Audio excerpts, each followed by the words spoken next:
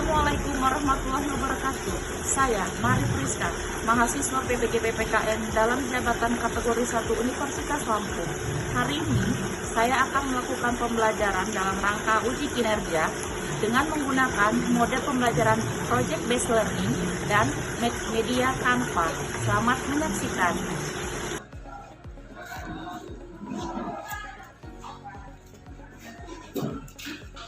Assalamualaikum. Waalaikumsalam.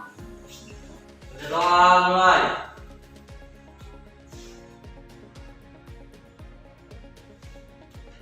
Selesai. Beri salam. Assalamualaikum warahmatullahi wabarakatuh. Waalaikumsalam warahmatullahi wabarakatuh. Siapa hari ini yang tugas mengikuti kamu? Ayo, kita Beda. biasa. Beda. Ayo.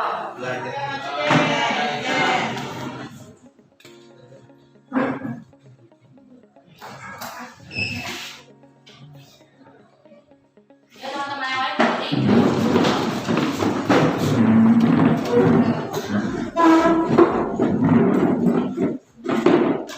Hiduplah Indonesia Raya. Indonesia tanah airku, tanah tumpah darahku. Di sanalah aku berdiri, jadi pandu hidupku. Indonesia kebangsaanku, bangsa dan tanah airku. Marilah kita bersatu, Indonesia bersatu. Hiduplah tanahku, hiduplah negeriku, bangsaku, rakyatku semuanya. Bangunlah jiwanya, bangunlah badannya untuk Indonesia Raya. Indonesia Raya, merdeka, merdeka, tanahku, negeriku yang ku cinta. Indonesia Raya, merdeka, merdeka, hiduplah Indonesia Raya. Indonesia Raya, merdeka, merdeka, tanahku, negeriku yang ku cinta. Indonesia Raya, merdeka, merdeka, hiduplah Indonesia Raya. Silakan duduk.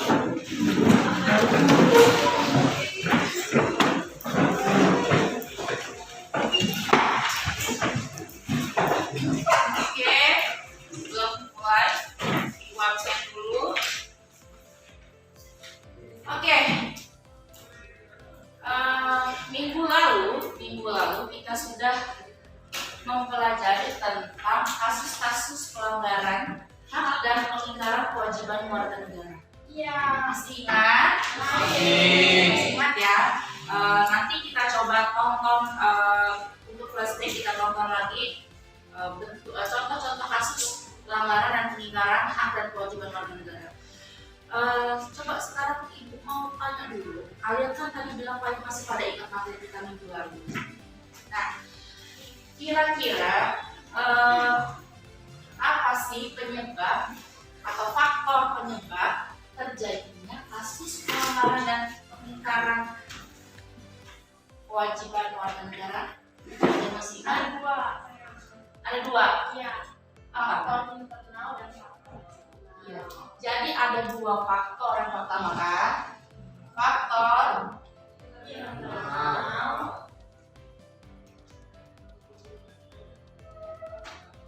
kedua itu ada eksternal.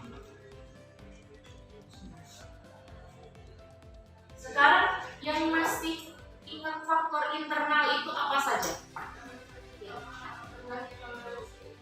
Rendahnya toleransi.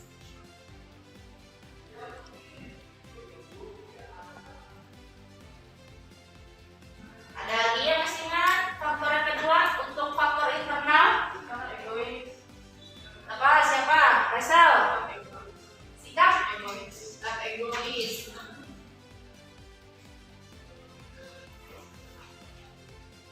Yang ketiga, dari sana dulu, dari sini. Ya, Rendahnya sikap bangsa dan kenegaraan. rendahnya kesadaran ya. Oke.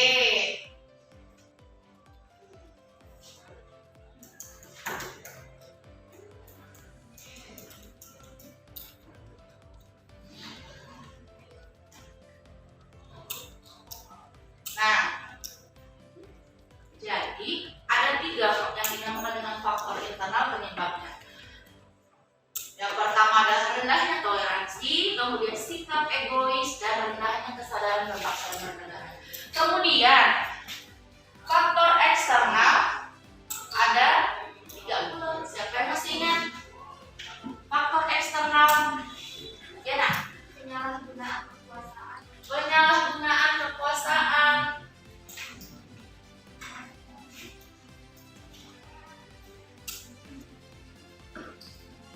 Oke, apa lagi? Ya, Penyalahgunaan teknologi. penyalahgunaan Teknologi. teknologi. Penyalahgunaan teknologi. Dan yang terakhir, gantian. Ayo. Ah, enggak, sudah, cukup yang lain dulu. Akbar, ya, Bang. Kurang tegasnya apa?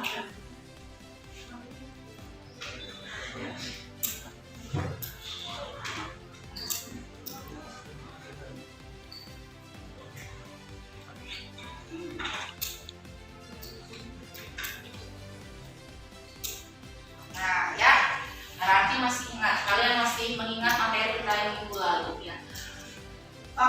Katakan faktor internal karena berasal dari dalam diri si manusianya ya. Misalnya sikap yang ditunjukkan oleh manusianya itu. Ini kan rendahnya toleransi, kemudian sifat egois, kemudian rendahnya kesadaran berbangsa dan bernegara. Ya. Sedangkan yang kalau eksternal berarti dia berasal dari luar, faktor lingkungannya. Nah, kemudian apa contoh ini ya, contoh kasus-kasus yang masih kalian ingat kalau tentang hak, pelanggaran hak. ADRT, pembunuhan, orang Vietnam,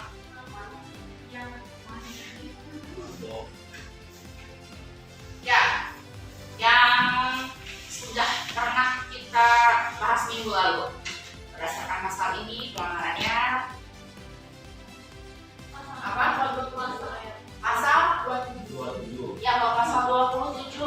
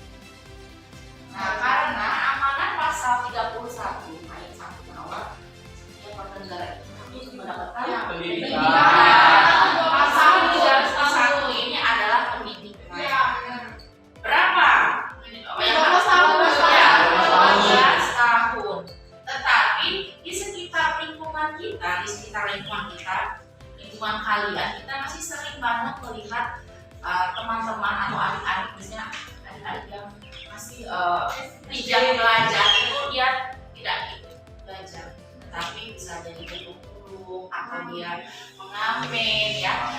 Itu adalah bentuk bahwa amanat pasal 31 tadi itu belum terlaksana dengan baik. Kemudian kalau contoh pengingkarannya, pengingkaran kewajiban warga negara yang sering kalian lakukan apa? Tidak membayar pajak. Tidak membayar pajak. Contohnya pertama, tidak membayar pajak. Tidak membayar pajak. Apalagi? Merusak fasilitas negara. Merusak Fasilitas negara. fasilitas negara.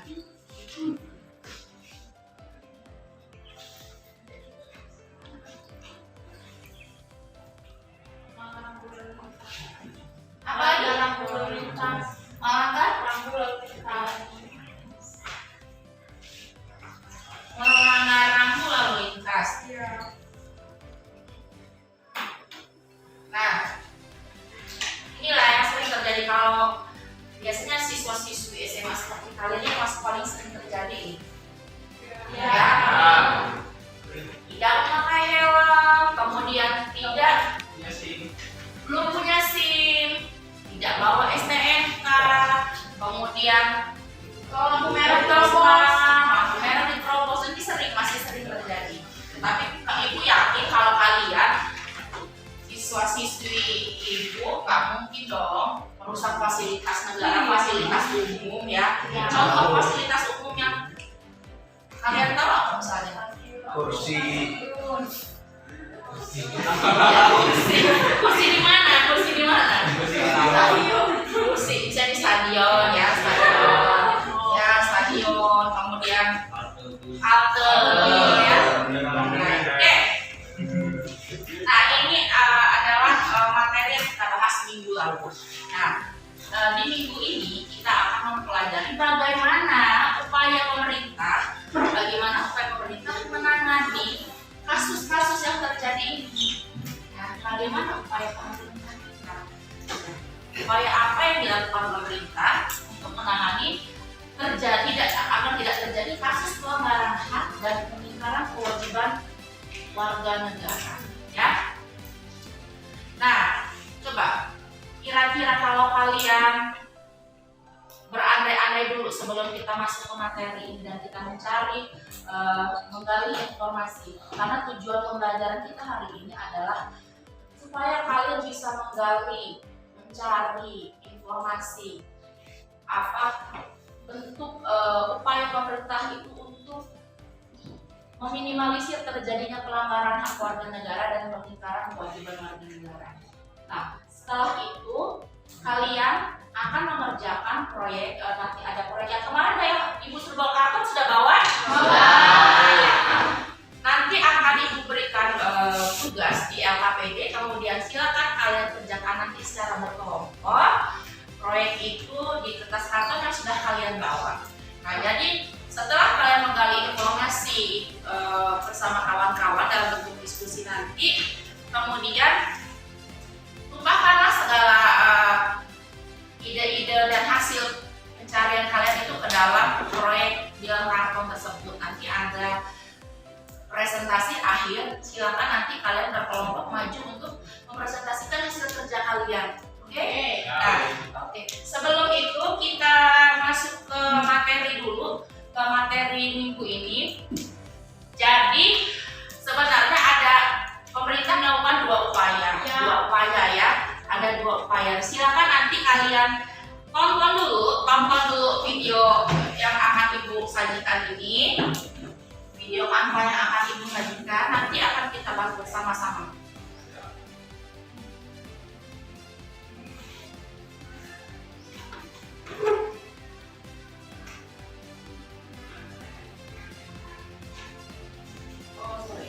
Video slide kanva ini ya. Oke.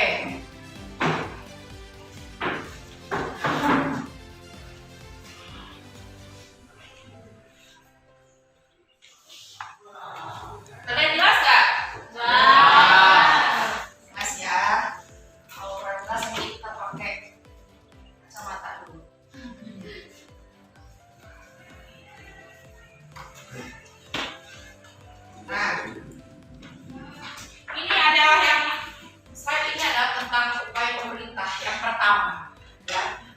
Upaya pemerintah pertama yang dilakukan untuk mencegah, makanya dia preventif berarti dia untuk mencegah terjadinya kasus pelanggaran HAM dan penghindaran kewajiban negara.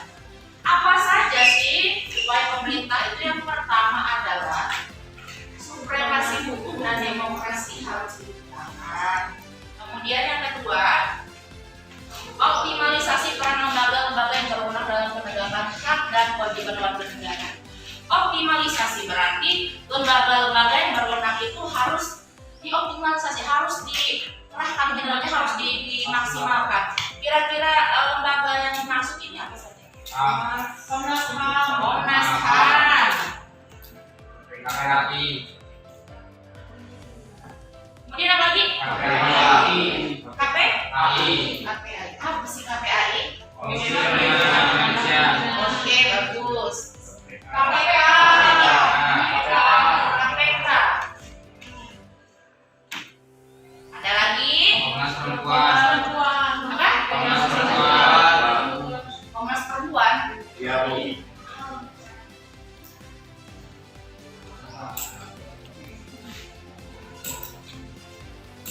Terus itu? Ada lagi? Ada lagi? Udah. Ada ombudsman. Oh iya. Ombudsman. Belum baca buku lagi ya tadi malam berarti nih. Nah, jadi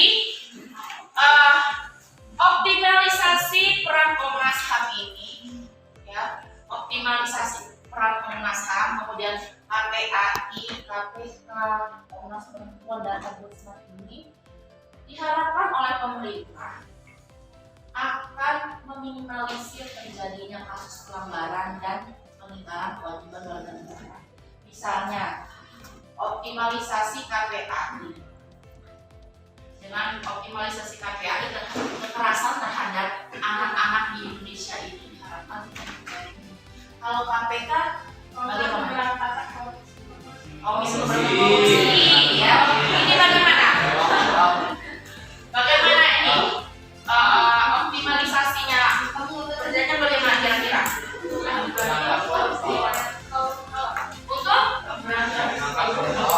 memberantas koruptor. Ya. Kalau Komnas Perempuan dia lebih ke hak-hak perempuan, ya. Oke. Yang ketiga sekarang, meningkatkan kualitas pelayanan publik, ya. Kemudian keempat, meningkatkan pengawasan dari masyarakat dan lembaga politik. Nah, di sini ya peran kita sebagai masyarakat itu ternyata ada gunanya dalam upaya pencegahan ini. Kenapa? Kita di sini pengawasan masyarakat, berarti kan kita. Nah, kemudian lembaga-lembaga politik. Dan yang kelima, meningkatkan prinsip kesadaran berbangsa dan bernegara.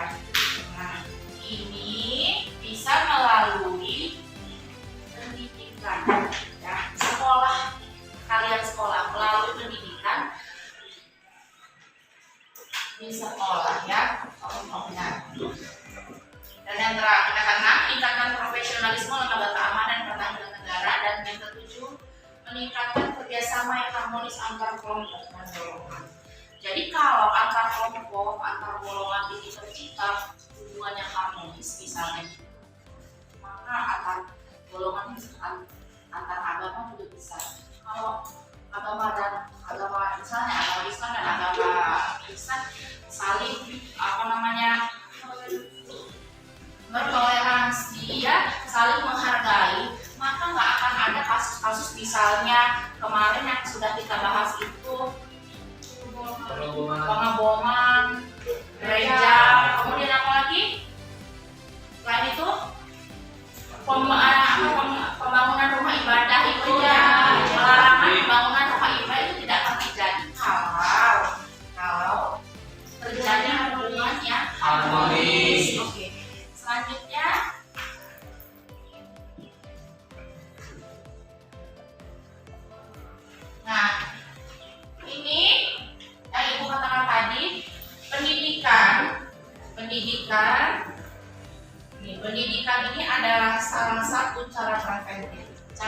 pencegahan. Jadi dari sekolah ditanamkanlah nilai-nilai kebaikan, nilai-nilai saling menghargai, toleransi di dalam kehidupan bermasyarakat, sehingga ketika kalian terjun ke dalam masyarakat, kalian sudah tahu arah-arah nilai-nilai baiknya. Begitu juga tadi yang sudah kita bahas, contoh upaya preventif adalah optimalisasi peran lembaga negara. Di situ contohnya adalah Komnas HAM.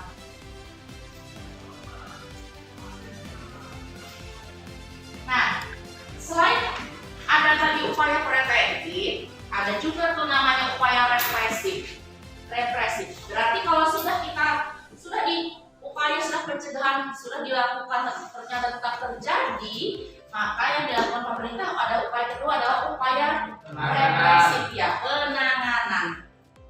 Upaya penanganan. Nah, upaya penanganan ini dilakukan ada beberapa lembaga yang melakukannya. Pertama adalah kepolisian, lembaga kepolisian. Nah, kalau lembaga kepolisian penanganannya berkaitan dengan kasus pelanggaran hak warga negara seperti pembunuhan, perampokan, pemerkosaan, pencurian, nah, itu yang berkaitan langsung dengan masyarakat, ya. Nah, kemudian upaya penanganan kedua ini dilakukan oleh TNI.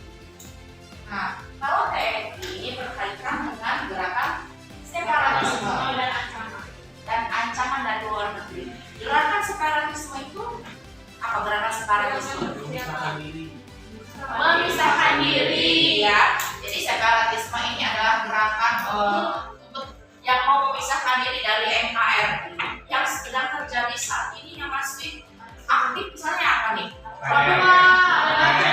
Aceh dan tapi yang paling diberikan itu Papua, ya.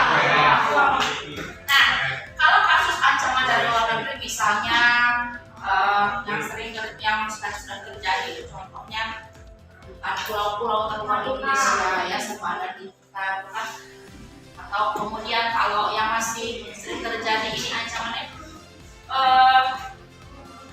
eksploitasi kekayaan laut, ya, kekayaan laut kita yang di bagian terluar itu sering dicuri oleh kapal-kapal asing. Nah, itu adalah tugas TNI dalam menanganinya. Kemudian yang ketiga, KPK. Oh, ternyata si KPK ini tidak cukup hanya di usaha preventifnya, pencegahannya, tetapi setelah terjadi dalam upaya penanganan, si KPK ini masih bekerja, lembaga ini masih tetap bekerja. Ini kalau sudah terjadi, misalnya di sini kasus korupsi dan penyalahgunaan keuangan negara. Ibu rasa sih kalian sudah sering nonton di TV, ya. Kalau urusan, nah, yang keempat adalah lembaga peradilan, berperan menjatuhkan vonis atas kasus pelanggaran dan pengingkaran kewajiban warga negara. Lembaga apa ini maksudnya? Yang menjatuhkan vonis.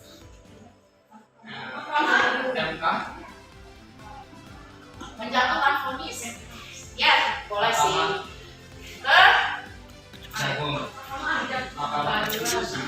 Pengadilan tinggi. Pengadilan. Kalau pengadilan yang menentukan vonis itu siapa orangnya? Hakim. Nah, sini adalah hakim yang menjatuhkan vonis, ya. Menjatuhkan vonis berarti dia hakim. Nah, coba sampai di sini dulu. Kira-kira apa yang masih kurang jelas tentang upaya preventif tadi dan upaya represif? Jelas.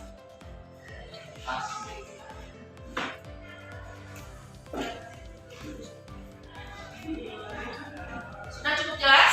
Nah, jadi yang terakhir ini, slide terakhir kita sebelum kita masuk ke diskusi. Nah, ini adalah peran kita sebagai masyarakat, ya. Apa sih, bagaimana sih peran kita itu sebagai masyarakat? Di sini membangun partisipasi masyarakat dalam pencegahan terjadinya pelanggaran hak dan pengingkaran kewajiban warga negara, ya. Nih, bahwa semua upaya-upaya yang dilakukan pemerintah, ya, baik preventif, pencegahan pencegahan maupun represi penanganan apabila tidak didukung sikap dan perilaku warga negaranya, ya, maka tidak akan berhasil. Pemerintah itu kan hanya sebagian kecil orang-orang saja dalam kebijakan, tetapi warga negara kita, masyarakat ini kan yang bisa memantau secara secara luas itu.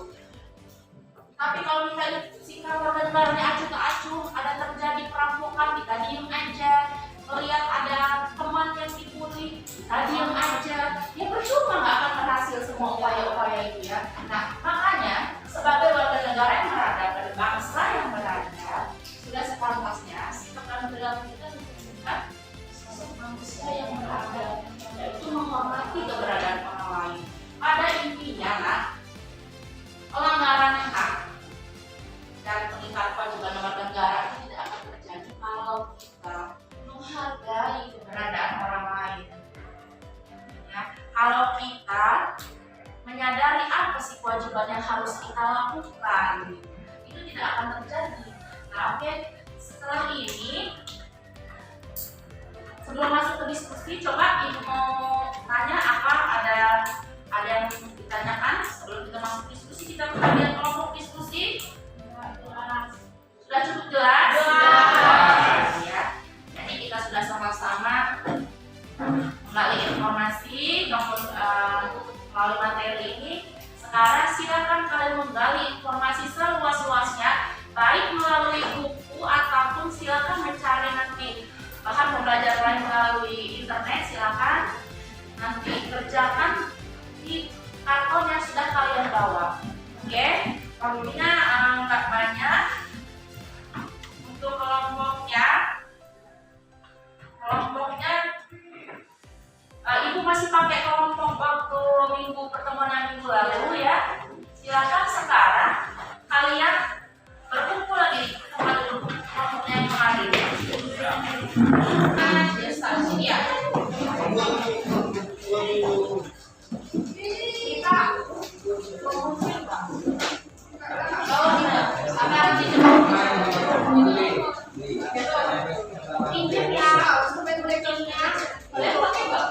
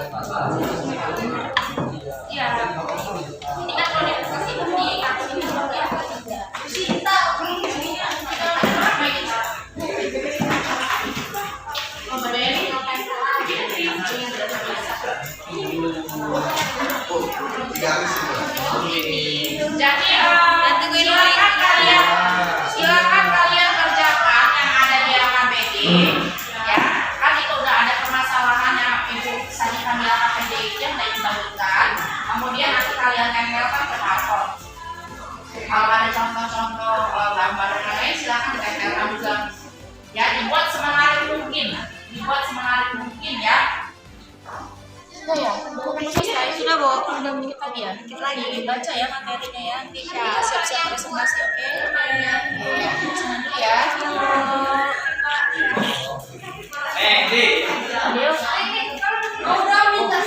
Itu apa? Sudah. Sebentar lagi.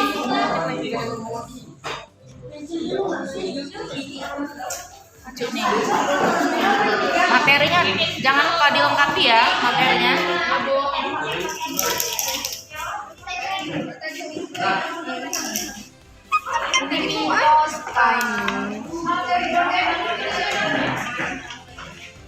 Ada kesulitan nggak untuk materinya? Enggak, Bu. Bisa dilanjut ya? Bisa dilanjut.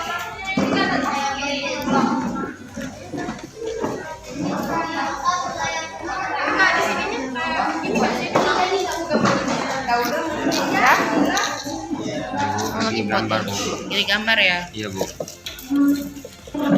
Ini kelompok 1. Coba ini. Nah, ini apaan nih coba? Gini, lihat. Untuk materi sudah lengkap ya? Oke.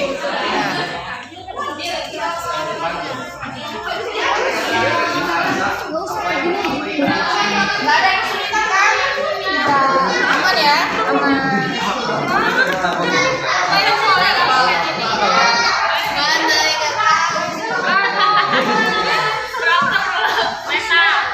Udah. Oke, sudah siap semua? Siap. Jadi sekarang kita ambil sampel putar saja. Kelompok 1 dulu yang tampil ya. Oke. Kelompok 1 bawa hasil kerjanya ke depan. Iya, tadi. Oke.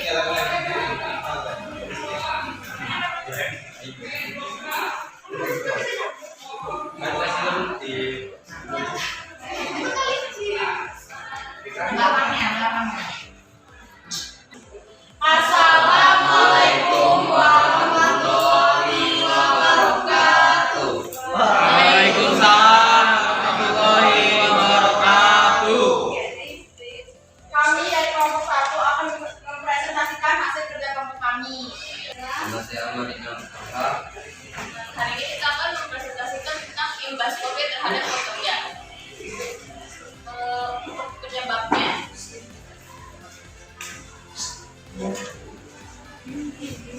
adalah penyebab yang mendorong peningkatan jumlah PHK adanya dampak dari pandemi COVID-19. Jadi terbatas kesempatan kerja. Sedangkan kesediaan tenaga kerja dengan kebutuhan akan tenaga kerja yang tidak sesuai.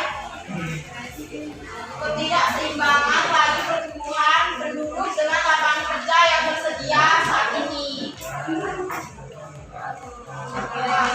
dampak imbas COVID terhadap pekerja ada pengangguran berdampak pada keterbukaan dan ekonomi. Pembangunan suatu negara bisa dipengaruhi oleh berbagai faktor. Salah satunya adalah pengangguran.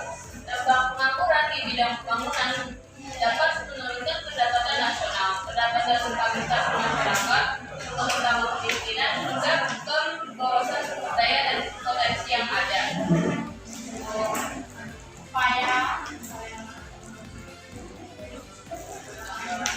Mengapa kasus tersebut dapat dikatakan sebagai pelanggaran HAM? Karena PHK dapat memberhentikan sumber penghasilan suatu keluarga dan menciptakan seorang pengangguran baru yang dapat meningkatkan jumlah kemiskinan di NKRI, dan juga melanggar pasal 27 ayat 2 yang menyatakan tiap-tiap warga negara berhak atas pekerjaan dan penghidupan yang layak bagi kemanusiaan.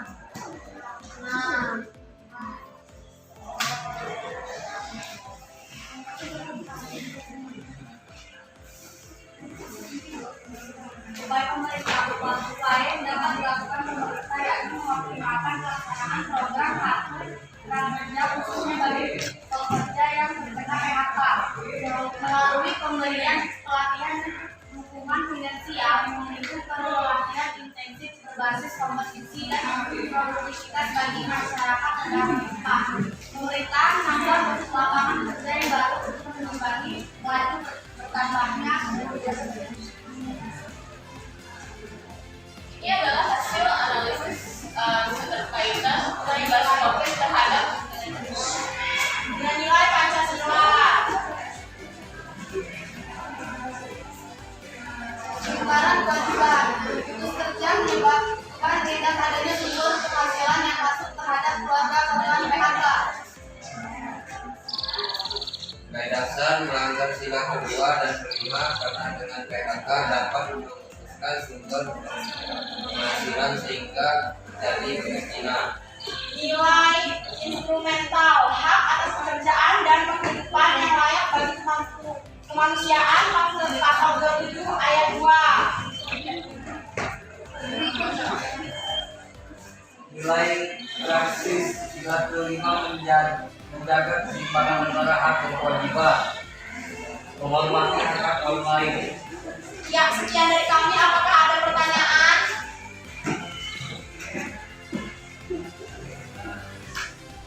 Ada yang ingin bertanya kelompok lain tentang materi imbas COVID terhadap pekerja?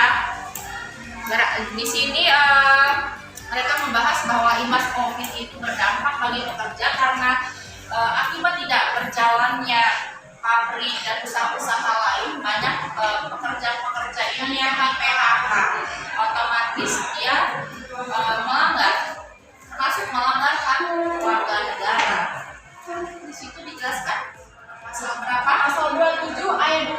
Ya, dia melanggar pasal 27 ayat 2. Ayo kelompok lain yang ingin bertanya, ingin menanggapi hasil kerja kelompok sabut, ada? Cukup? Oke, silakan ditutup kelompok sabut. Sekian dari kami akhiri. Assalamualaikum warahmatullahi wabarakatuh.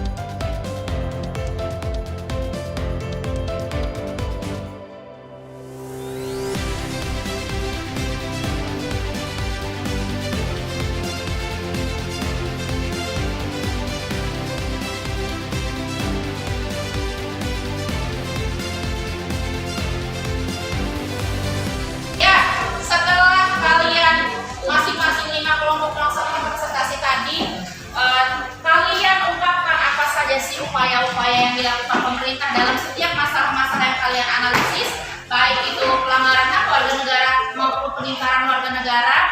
Berarti dan setelah Ibu melaksanakan penilaian, tadi sambil melakukan penilaian, Ibu menilai bahwa kalian sudah cukup baik menggali apa saja informasi-informasi yang kalian dapatkan, kemudian kalian sudah mencari tahu upaya-upaya yang dilakukan pemerintah serta